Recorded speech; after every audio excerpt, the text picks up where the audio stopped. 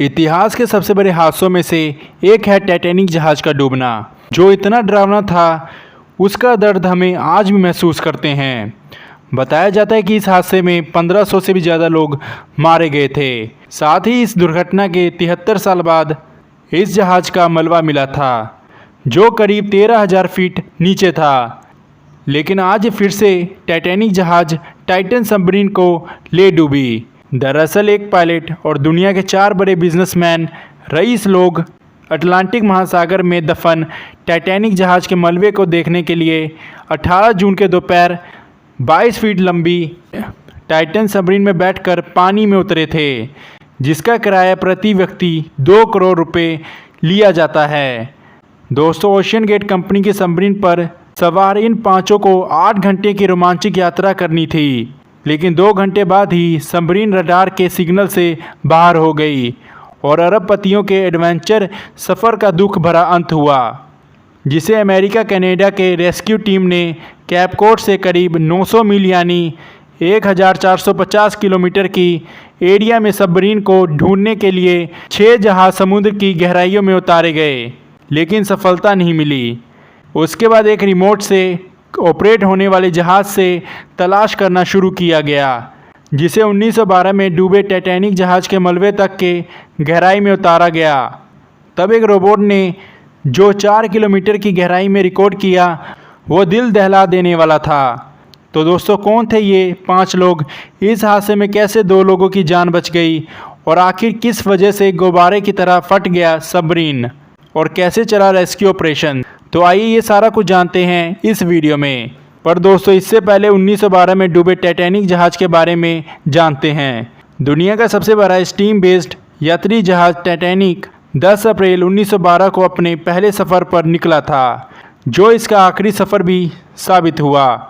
Britain के Southampton से शुरू हुआ ये सफ़र अमेरिका के न्यूयॉर्क में पूरा होना था, लेकिन 4 दिन बाद 15 अप्रैल को ही ये एक आइसबर्ग से टकराया, जिससे ये अटलांटिक महासागर में डूब गया।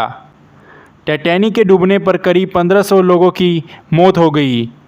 इस दुर्घटना के 73 साल बाद इस जहाज़ का मलबा मिला, जो समुद्र के करीब 15,000 फीट नीचे है, जिसे देखने के लिए ओशियन गेट कंपनी की टाइटन सबमरीन में सवार होकर पाकिस्तानी मूल के ब्रिटिश अरबपति शहजादा दाऊद और उनके बेटे सुलेमान दाऊद, ब्रिटिश अरबपति हमिश हेडलिंग, फ्रेंच एक्सप्लोरर पॉल हेनरी और सबमरीन को ऑपरेट करने वाली कंपनी ओशियन गेट के सीईओ स्टॉकटन रश शामिल थे। इन लोगों ने कनाडा के न्यू फाउंडलैंड 16 जून को अपने सफ़र की शुरुआत की थी। ये सभी लोग अटलांटिक महासागर के उस जगह पहुँचे जहाँ टाइटैनिक जहाज़ का मलबा मौजूद है। इसके बाद 18 जून सुबह 9 बजे ये सभी यात्री सबमरीन से पानी के अंदर उतरे, लेकिन सुबह के करीब 11:50 में ही सबमरीन का कनेक्शन पानी के ऊपर मौजूद व्यक्ति से टूट गया।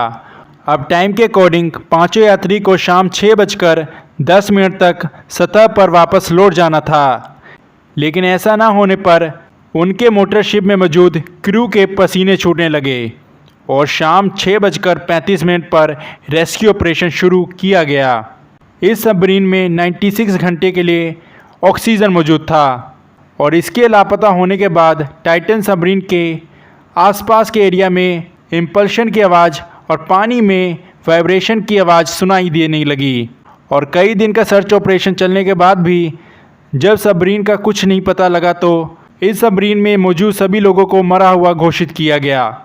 इन सबमरीन में दुनिया के सबसे पावरफुल रईस लोग में से 5 लोग मौजूद थे, जिसमें पहला नाम ब्रिटिश बिजनेसमैन हमिश हेडलिंग पहले भी कई बार समुद्र की गहराइयों में उतर चुके थे और उनके नाम पर कई गिनीज रिकॉर्ड भी दर्ज हैं।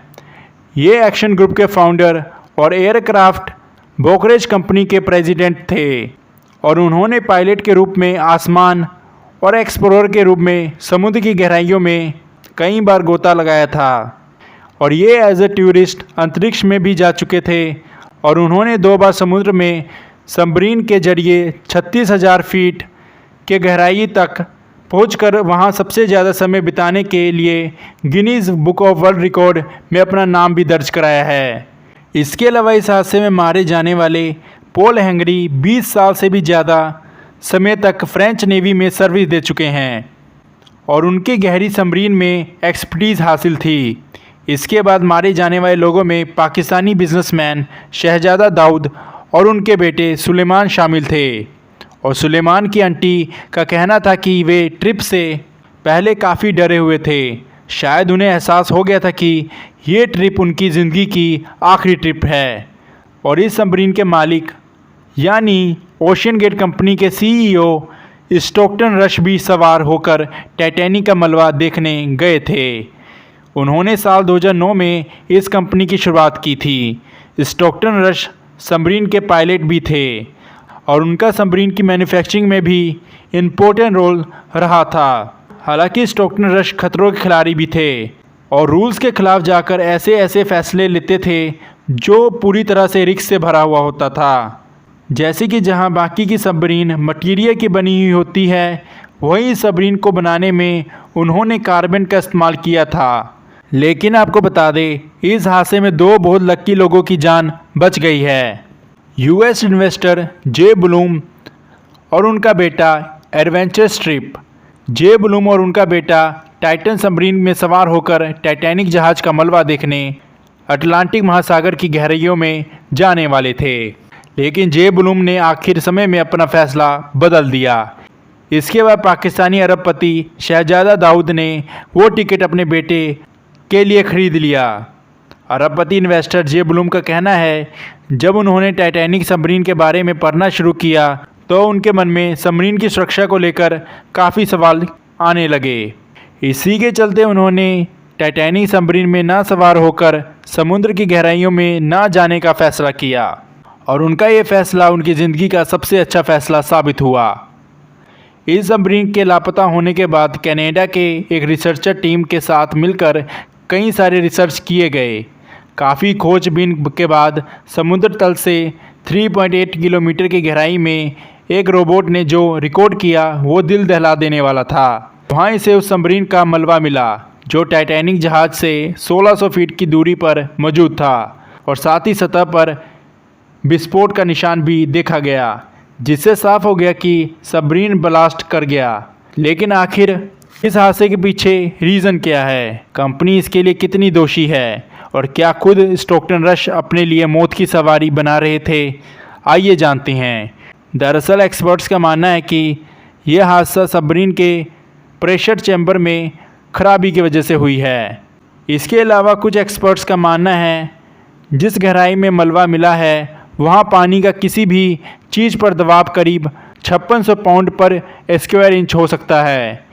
ये ऐसा ही है आपके बॉडी के केवल 1 स्क्वायर इंच भाग पर फुल्ली लोडेड ट्रक चढ़ा दिया हो, तो ऐसे में सबमरीन पानी का दबाव झेल नहीं सकी। सबमरीन का शेप भी हादसे की बड़ी वजह हो सकता है, क्योंकि टाइटैन एक नॉर्मल कार्बन फाइबर ट्यूब है जिसके सामने टाइटेनियम का ढक्कन लगा हुआ है।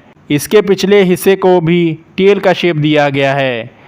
बाकी सबमरीन को आप देखेंगे तो आप पाएंगे कि उनका आकार काफ़ी बड़ा और गोल है, ताकि प्रेशर पूरी बॉडी पर एक बराबर पड़ता रहे और ब्लास्ट ना हो। तो इस हादसे के बाद सबमरीन की सिक्योरिटी को लेकर काफ़ी सारे सवाल खड़े हो रहे हैं। ये सवाल उठाने वालों में केवल परिवार के लोग नहीं, बल्कि टाइटैनिक फिल्म बना चुके डायरेक्टर जेम्स कैमरन से लेकर कई सिक्योरिटी स्पेशलिस्ट भी कंपनी पर उंगली उठा रहे हैं। पर आपको क्या लगता है, एक एडवेंचर के नाम पर इस तरह का रिस्क लेना सही है? तो दोस्तों, इसी के साथ हमारी वीडियो का एंड होता हुआ। अगर आपको हमारी इन्फॉर्मेशन अच्छी लगी तो हमारी वीडियो को लाइक करें, चैनल को सब्सक्राइब करें। जय हिंद, वंदे मातरम।